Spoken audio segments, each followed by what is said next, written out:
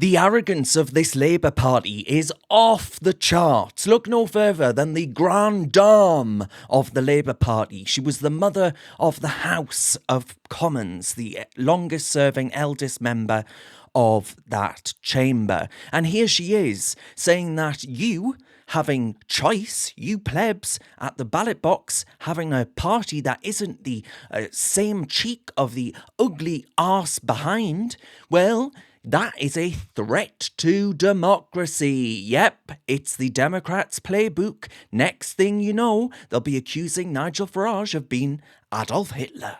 Harriet, it's not just the Tories who have to be worried. Mr Farage is after Labour seats as well. And I think the number now was they came second in 89 seats to Labour. How worried should the party be about the threat, or the challenge, I should say, from Farage?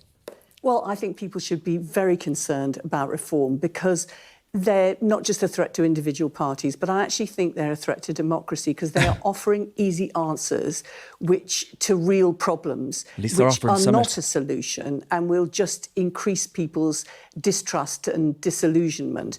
But I think the shadow minister you had on was really in denial about the situation. If you look at the council by-election results, and I'm afraid I look at them every Friday morning very anxiously after the Thursday council by-elections, what they show, I know, is that they show a real fall in Labour's support. If you look at the percentage change, it's not just about who's won, it's who's voting and what the percentage change is. And reform from a standing start is like gaining 40%, whereas the Labour's down, but the Tories are massively down as well. And I think that the main threat to reform currently from reform is to the Tory party. And what I didn't see is any acknowledgement, and we haven't seen this either from Kemi Badenoch, that reform is a problem. They're saying it's not a problem. Until they say, look, we're really up against it, they won't start dealing with it. No, they're saying it's a problem. They're just not saying it's a threat to democracy. It's a threat to the Uni Party. It's a threat to the Conservative and Labour duopoly that has gone unchecked in this country for far too long, generation after generation. Look, it goes like this. It's simple.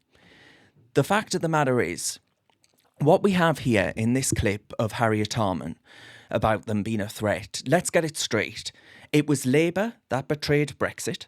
It was Labour that stabbed British farmers in the back. It was Labour that left pensioners out in the cold, literally. And Harriet, of all people, of the Labour Party, are lecturing us on reform, are lecturing reform about democracy. Pull the other one. You people are the anti-democratic fascists that you speak of. Here's the truth. Reform isn't a threat to democracy. Reform is a threat to that duopoly. They're rattling the cosy little setup that Labour and the Tories have stitched up like a kipper for decades. Centuries. A century. Harriet can't stand it, right? She says, oh, no, we must not let the people have a choice. They will choose incorrectly like they did with Brexit. I can see her metaphorically clutching at her pearls. She'd rather you are stuck with the same tired faces, offering the same tired non-answers. Reform, new kid on the block, and it's got the establishment running James McMurdoch. Yesterday, a former Labour deputy leader referenced my party as a threat to democracy. Now, I'm sure that was a cute turn of phrase for television, but given the framework you've laid out for elections next year to be gained so easily, isn't the real threat here potentially the Labour Party?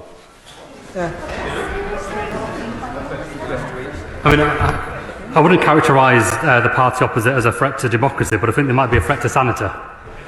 I think we are all tested on a too regular basis by, I would say, fairly ridiculous statements that try to wedge and divide instead of coming together. And there's one thing about devolution, which is regardless of party politics, what we have seen in local areas across Labour, the Democrats and the Conservatives is that when it comes to the people and the place and putting communities first, party politics are put to one side, and I extend that invitation to the Reform Party too. Here's what's really happening. Reform is on the rise because people are sick to their back teeth of the same old rubbish. They're sick of Labour ignoring their voters. They're sick of the Tories making empty promises. 2010, 2015, 2017, 2019. On all 4 occasions, you voted to take back control and reduce migration to this country. Last year, we had 1 million people come to this country, near enough. Reform is actually giving people something to believe in. That's not a threat to democracy. That is what democracy needs to restore faith and trust in it. And Harriet knows it. She's been utterly duplicitous and disingenuous. So don't fall for this nonsense about threats to democracy. Reform standing in elections and winning votes isn't a threat. It's called democracy in action. Harriet Harman and her EU obsessives, they don't like that very much. They like to tell you that you got it wrong and you should vote again. They're just upset because it's their precious little Labour Liberal consensus that's in trouble. But hey, keep talking, Harriet, because I tell you what, every time you sneer at ordinary voters, Reform gets that little bit stronger. Reform gets that little bit higher in the public polling. And you know what? I'm here for it. I'm here for it. Democracy or duopoly? You decide. Friends, if you're still watching, thank you very much. And I've got a request for you. Thanks to viewers like you, Recent UK, we're on a roll. We're standing up to the woke brigade and championing British pride, especially for the next generation. We're one of the only voices out there that are actually targeting young Brits, seeking to wake them up from this lefty fog and reminding them of what it means to be British. And here's the deal. I want us to go further than that. I want to see Reasoned take on the mainstream left-wing media, a dominant culture here in Britain. We're aiming to expand with more presenters, with hard-hitting documentaries, with live events, with crash courses, the lot. But for that, we need you. We're picking one day to fundraise for this next level project, and that's where you at home come in. We're asking if you'd sign up to share our fundraiser link with your friends and networks on the big day itself. It's a small ask with the potential for a massive impact. Plus, the top fundraisers, you'll bag yourself exclusive goodies and a chance to meet some very special guests, VIPs. More importantly, you'll be standing with us, rallying young Brits to the values that make this country great, as much as the left try and destroy it. So if you're in, click the Google form in the description below, drop in your details, and I'll be in touch. Cheers very much. Let's make it happen together.